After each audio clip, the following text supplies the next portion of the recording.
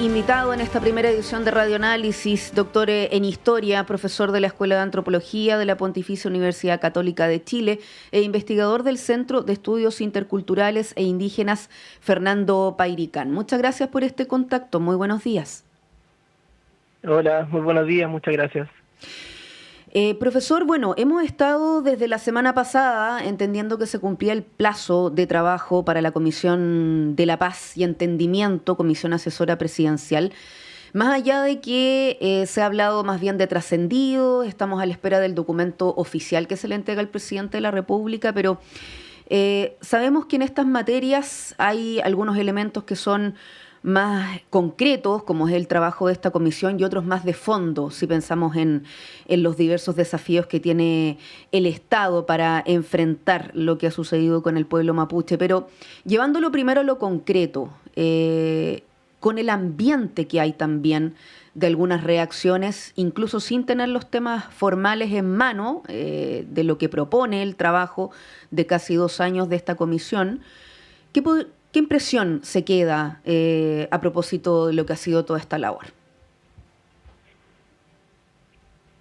La búsqueda de avanzar en una política de Estado con amplio consenso de los actores políticos, vinculando a sectores de derecha, hasta representantes de una parte del movimiento mapuche, que estaría en la persona de Adolfo Millagur, y tratar de generar un camino, de alguna manera, planteando el tema de la devolución de tierra en el marco de otros reconocimientos que el Estado ya tiene, como el Convenio 169, la Declaración de la ONU, la importancia de la ley indígena del año 1993, y desde ahí comenzar a buscar una síntesis tal vez de este conflicto que desgarra la zona mapuche desde el año 90. Profesor, muy buenos días. Hay un tema que se ha tomado a la agenda pública desde que sabemos que termina esta comisión o termina el trabajo de la comisión, que es el voto disidente, ¿no? Y que, claro, se pone la meta de alcanzar un acuerdo unánime. Sin embargo, eso no se logra y parte de la oposición plantea que es un fracaso, ¿no? Un fracaso que no se haya tenido unanimidad, y parte también de lo que no gusta o parte de la justificación de este voto disidente, que recordemos es de Sebastián Navillán, presidente de la Asociación de Agricultores de Mayeco, es que la entrega de tierras, por ejemplo, o parte de la restitución de tierras no tenía sustento, es lo que él plantea. Todavía no tenemos, insisto, o insistimos más bien, el documento que debería entregarse al presidente próximamente, pero se ha criticado mucho que no tenga unanimidad este documento y que haya sectores que todavía muestran reticencia. ¿Cómo ve usted esto, profesor? Creo que para entender a Navillán hay que entender las derechas que hoy día se están disputando la hegemonía de la conducción de su sector. Él creo que responde más a intereses externos a la comisión, y busca debilitar de alguna manera las candidaturas presidenciales de la derecha más moderada, que pareciera estar representada por Matei. Yo creo que en la Araucanía, donde el voto de la derecha más conservadora tal vez es más prominente, en un segmento de la Araucanía, no toda la Araucanía vota por la derecha, eso también es un mito que un poco la izquierda plantea, pero de alguna manera en ese marco, en un segmento que es la zona de Mayeco, que es la zona es el territorio que la ocupación de la Araucanía fue más violenta, y por tanto donde los agricultores o los herederos de los agricultores o los descendientes de agricultores participaron como miembros del Ejército de Chile, y que uno de sus pagos era la devolución de tierra o la entrega de tierra a animales de las tierras mapuches que estaban siendo conquistadas. No sé la historia de Navillán, no sé si él viene de ese origen, ¿no? Pero sí creo, a partir de lo que he investigado hasta esta altura, es que en un segmento de los agricultores saben que el origen de su propiedad está basada en una guerra de ocupación, y por lo tanto actúan como defensores de alguna manera, no transformar ningún mecanismo que genere un cuestionamiento a cómo se generó el origen de la propiedad, que fue en base a esta guerra de ocupación, pasando a llevar, que ya en esos años los parlamentos o los acuerdos que los mismos chilenos habían firmado con los mapuches, como el Tapigüe de 1825. Profesor, claro, se ha dicho de que hay algunas materias que tienen que ver con economía en la zona. Ayer también Alfredo Moreno, uno de los integrantes de la comisión, hablaba de dar soluciones alternativas a la entrega de tierras. Pero más allá de lo concreto es pasar a lo que ha sido un contexto de esta comisión. ¿Qué expectativas se pueden manejar? Sabemos que el cierre de esta instancia se da en la última etapa del gobierno, se da también en un año electoral. ¿Qué situación también social, política, para entender la importancia de este diálogo? No creo que el gobierno lo haya intentado hacer coincidir el fin de la comisión con el año electoral, porque si uno se pone los orígenes de ello, siempre estuvo asociado con Tapigüe, por lo menos ese fue el discurso que me acuerdo del presidente Borghi en ese tiempo, y por tanto el objetivo era hacerlo coincidir tal vez con Tapigüe, que se cumple durante el 2025, ¿no? Ahora coincidió, por supuesto, con la elección y esto se transforma en un botín electoral, que yo creo que es la actitud de los republicanos en la comisión, la comisión. Por eso creo que el acto de la senadora es muy importante en este ámbito, porque de alguna manera también se rompe con su sector y en esa instancia de alguna manera también busca llegar a un acuerdo de paz, que fue el consenso. O sea, ahí yo creo que el tema del consenso, que es algo que la derecha está ocupando, o un segmento de la derecha está ocupando, creo que es bien cuestionable, porque de alguna manera si hay consenso, lo que tal vez no hay es unanimidad. Yo creo que ahí es la diferencia en ambos conceptos, creo yo, que por lo menos en el reglamento de la comisión estaba establecido, ¿no? Si no me equivoco, en el número segundo de la comisión, ¿no? La segunda reunión que hicieron, plantearon un poco como este tema. Profesor, quiero abordar también un tema que ha sido bastante discutido, que es el de la violencia en la zona vinculada a atentados versus a la deuda que tiene el Estado chileno con el pueblo mapuche, que no debería ser un versus o podría no ser un versus, pero se ha planteado como un versus desde ciertos sectores, sobre todo de la oposición, para ser más franca, cuando podría no buscarse cierto empate, pero de alguna forma se busca un empate, ¿no? ¿Cómo ve usted eso? Hay una radicalización del movimiento, de una de las vías del movimiento autonomista, en torno a la búsqueda de la liberación nacional a través de el uso de la violencia política como instrumento. Y eso ha generado, yo creo que las políticas de seguridad han generado la creación de organizaciones más pequeñas, u otras organizaciones tal vez, y que de alguna manera están buscando mantener su hegemonía a partir de la radicalización de la violencia. Yo creo que ahí hay una competencia interna dentro de estas organizaciones por el liderazgo del escenario político de un segmento del movimiento mapuche. Y al hacerlo, de alguna manera, se incrementa la violencia. Esto ha sido igual bien estudiado con el tema del uso de la violencia política durante la historia. Genera una maximación del uso de esta violencia, pero también esto responde a otros actores que están en el mismo segmento. Uno es las políticas de militarización del territorio mapuche bajo los estados de excepción, que son reales ahora bajo el gobierno de Gabriel Boric, el presidente Gabriel Boric, de alguna manera, militarización real. O no sé, uno va a la zona, antes de entrar a, no sé, por la zona de Ercilla, y hay tanquetas que te hacen bajar y te preguntan dónde vas, qué sé yo, y te hacen un chequeo de alguna manera desde el auto hasta tus documentos y te preguntan cuál es tu objetivo. También como en otros lugares rurales. Eso es la realidad, además de eso los drones.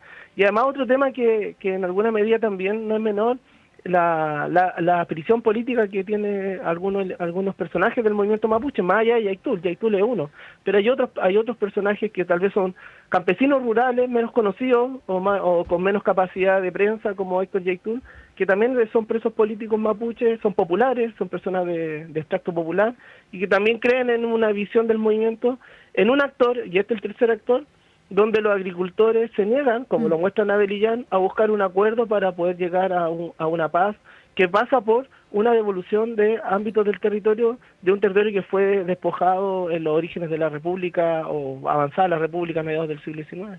Profesor, me refería, solamente para ser más precisa a lo que estaba hablando, que hay quienes plantean, por ejemplo, que dentro de esta comisión se habla demasiado, por ejemplo, respecto a la deuda que tiene el Estado chileno con el pueblo mapuche y nada sobre lo que se llama las víctimas de la violencia que hay en esta zona vinculada a atentados, que básicamente hay quienes quedan subrepresentados de alguna forma, que lo planteaba de hecho Sebastián Navellán en algún momento, que por ejemplo se hablaba muy poco de terrorismo y a eso me refería con mi pregunta, eso iba, como que se hace una pelea en el fondo, hay media política, ¿no?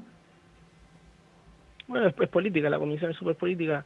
Yo creo que Navellán, bueno, es que él fue representante, ¿no? Yo lo miro desde muy de afuera, ¿no? Pero creo que la comisión era en torno al tema de tierra y sobre eso se fueron tomando temas, pero la comisión nunca empezó a hablar ni de autonomía ni de derecho al autogobierno, que es una de las demandas del movimiento mapuche. Eso no estaba porque no era el objetivo de la comisión. Entonces Navellán le pide a la comisión de paz y entendimiento algo que no estaba si uno lee el documento que da forma a esto, no era uno de los objetivos, porque eso ya está en la otra instancia del Estado. Uno es la Comisión de Verdad Histórica y Nuevo Trato, y en el Nuevo Trato están de alguna manera los mecanismos para poder incorporar políticamente a sectores de los pueblos originarios a la democracia como tal. Entonces creo que de alguna manera es otra comisión la que él estaba planteando. Entonces esta comisión era bien acotada en un objetivo, ¿no? Y eso es lo que él pide, no está necesariamente en esta comisión. Conversamos con el doctor en Historia, profesor de la escuela.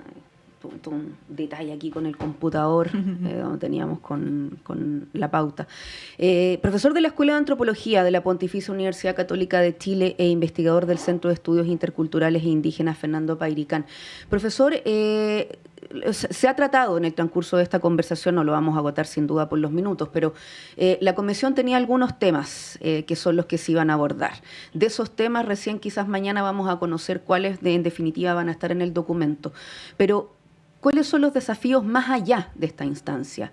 En un contexto donde usted también citaba un estado de excepción, ¿qué canales hay de comunicación con las comunidades? ¿Qué momento nos encontramos también como sociedad para entender la importancia de llegar a alguno de esos acuerdos? ¿Qué nos podría comentar en esa línea? Bueno, el documento no está todavía disponible, ¿no? Uno no, más o menos lo que tiene es por la trascendencia de ellos mismos que han hablado antes que el documento. Yo creo que una parte importante es la capacidad de consenso que llegó la comisión en torno a los actores políticos, ¿no? Y yo creo que fue muy acertado en ese ámbito que tal vez tuviera Moreno junto con Huinchumilla, ¿no? Como dos históricos representantes, pero Moreno también porque también es un actor que tiene vínculos con la derecha, con los empresarios.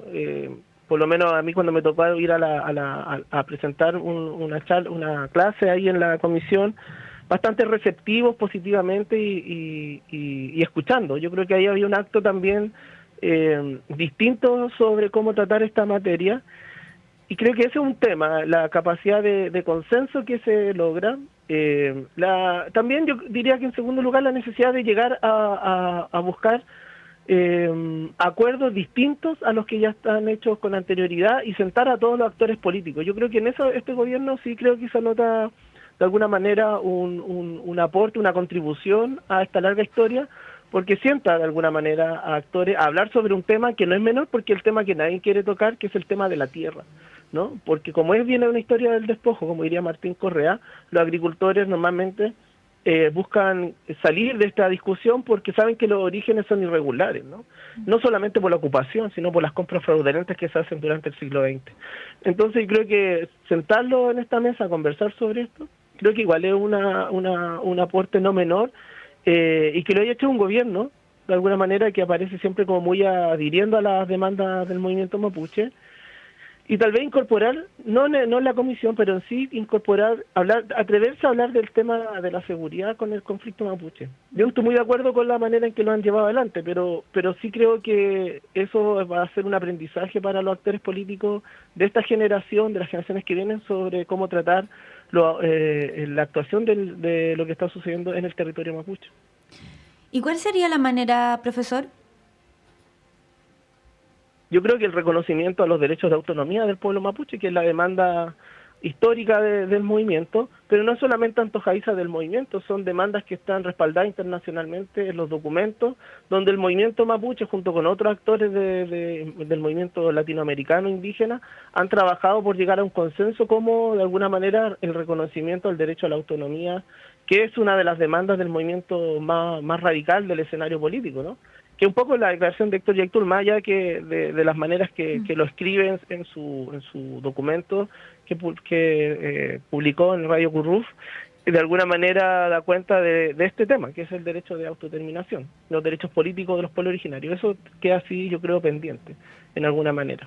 Fernando Pairicán, doctor en Historia, profesor de la Escuela de Antropología de la Pontificia Universidad Católica de Chile, también investigador del Centro de Estudios Interculturales e Indígenas. Muchísimas gracias por acompañarnos esta mañana y tratar de desmenuzar un poco este tema que es tan complejo.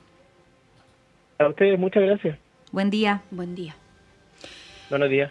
8 de la mañana en punto. Vamos a una siguiente pausa en esta primera edición de Radioanálisis. Al regreso, Patricio López, director de Radio Universidad de Chile, lleva adelante la conducción, Constanza, y nos reencontramos pronto, en algún momento. Nos reencontramos pronto. Yo vuelvo mañana a la mañana, sí, pero quédese porque aún sigue Radioanálisis.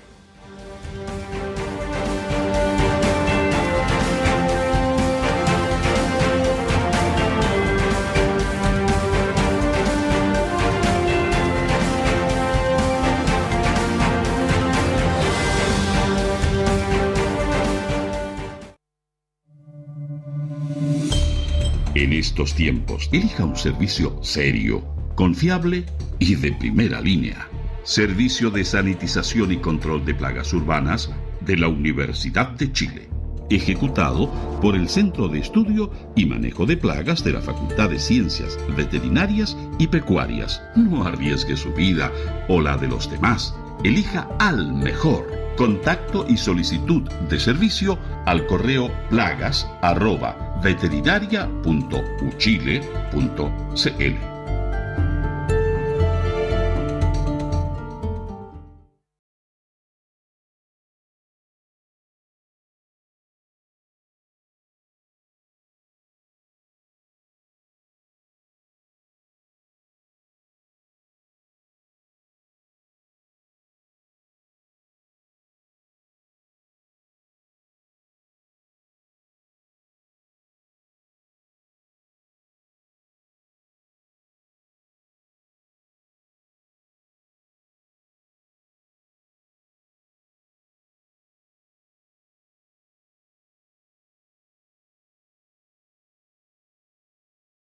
Los jueves de 11 a 12 horas en la 102.5 FM y en la señal en vivo de radio.uchile.cl.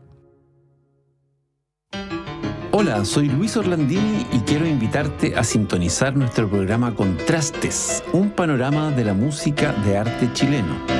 Acompáñame junto a Svetlana Kotova, Andrés Mopuán y Mario Mora, académicos del Departamento de Música de la Facultad de Artes de la Universidad de Chile, mientras exploramos las diversas facetas de nuestra cultura musical. No te lo pierdas, cada sábado a las 18 horas en el 102.5 FM, Radio Universidad de Chile.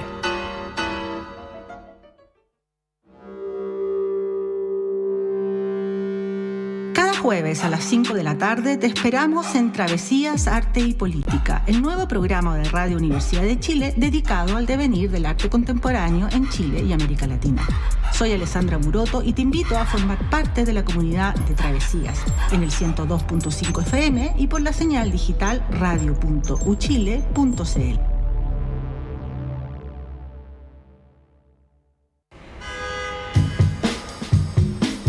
Bienvenidos a la Urbe Sonora de Radio Universidad de Chile. Soy la periodista Catalina Araya y les quiero invitar a un espacio único para explorar las propuestas culturales de nuestra ciudad. En Radiopolis conectaremos con los creadores y sus fascinantes obras. Acompáñanos todos los martes a las 17 horas en el 102.5 FM y en radio.uchile.cl. Únete a este viaje por la riqueza cultural que nos rodea y descubre lo que nuestra comunidad tiene para ofrecer. Y no olvides seguirnos en nuestras redes sociales para estar al tanto de todas nuestras novedades. Aguas Trayén o Cascada en Mapudungún es la mejor agua purificada con tecnología de última generación. Para más información, visite su página web www.aguastrayen.com.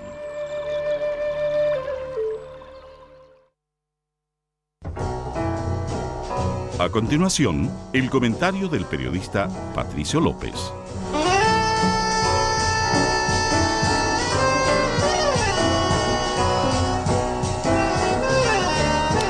¿Cómo están? Tengan ustedes muy buenos días en este lunes 5 de mayo del año 2025. Podría parecer una polémica chica, pero creo que nos da para hablar de cosas más de fondo. La reciente polémica por la aparición de una modelo con rasgos caribeños en una campaña publicitaria de Falabella revela más sobre nosotros que sobre la campaña misma. Curiosamente, cuando las grandes multitiendas han recurrido a modelos de rasgos europeos, como Valeria Mazza, no han surgido cuestionamientos sobre su representatividad del pueblo chileno. Esto deja al descubierto una matriz cultural que está profundamente instalada, tanto que ni la vemos. Seguimos valorando lo europeo como símbolo de prestigio, mientras que lo latinoamericano, especialmente lo caribeño o lo andino, es leído desde el prejuicio, como algo ajeno, migrante, incluso amenazante, a pesar de que es tan propiamente nuestro. Se trata de un reflejo inconsciente de nuestras herencias coloniales, donde lo blanco aún se asocia al progreso y lo moreno a la marginalidad. Este episodio pone en evidencia que el racismo en Chile no solo existe, había algunos que tapaban el sol con un dedo y decían que no, sino que suele normalizarse de una manera aparentemente natural, sin conflicto, en los medios de comunicación. Basta encender la televisión para advertir que quienes aparecen en pantalla rara vez se parecen al rostro mayoritario del país. Sin embargo, esa exclusión sistemática no genera debate. En cambio, sí lo hace la inclusión puntual de una mujer con rasgos afrodescendientes. ¿No es esto una muestra que lo que incomoda no es la falta de representación? Esto que leíamos en las redes sociales, ella no se parece a la mujer chilena, sino la ruptura del canon racial hegemónico, que además ni siquiera suele corresponderse con quienes se molestan, si se miraran al espejo. En un país que aún no se reconoce también como indígena y latinoamericano, donde se blanquea simbólicamente a sus íconos, cualquier irrupción de la diversidad real puede ser vivida como una amenaza. En una entrevista que realizáramos en este medio en el año 2018, el sociólogo Jorge Larraín, autor del libro Identidad Chilena, él explica el punto de una manera que nos parece inmejorable, por lo que lo citamos textual. Dice el profesor Larraín, abro comillas: el origen de la chilenidad es siempre algo construido que se va haciendo en el tiempo y que tiene muchísimos componentes. Nunca ha existido una raza porque siempre hay mezclas. Nosotros teníamos pueblos ancestrales de distintos orígenes y a ellos se les fueron agregando españoles, pero también otros como italianos, alemanes y árabes. La chilenidad es un producto de ese conjunto de inmigraciones. Siempre ha sido una construcción que implica diversidad, cierro comillas. Yendo más allá de lo simbólico de la xenofobia y el racismo, este tipo de reacciones también puede ser expresión de un conflicto que no minimizamos y que es concreto y actual. El choque cultural que algunos grupos recientemente llegados pueden tener con las costumbres locales. Sin embargo, ese desencuentro no debe ser exacerbado, sino gestionado. Es iluso pensar, y hacen mal los políticos que lo prometen, que comunidades migrantes como la venezolana se irán si cambian las condiciones sociales y políticas en su país. Parte importante de ella ya está establecida en Chile y así seguirá siendo. Debemos, por lo tanto, promover una reflexión honesta que se traduzca en políticas públicas e intervenciones culturales que promuevan la convivencia en la diversidad, es decir, la construcción de comunidad. En tiempos de polarización y fragmentación resulta políticamente crucial que podamos encontrarnos en lo común, no en lo homogéneo, sino en aquello que, siendo diversos, debemos compartir como parte de la misma sociedad.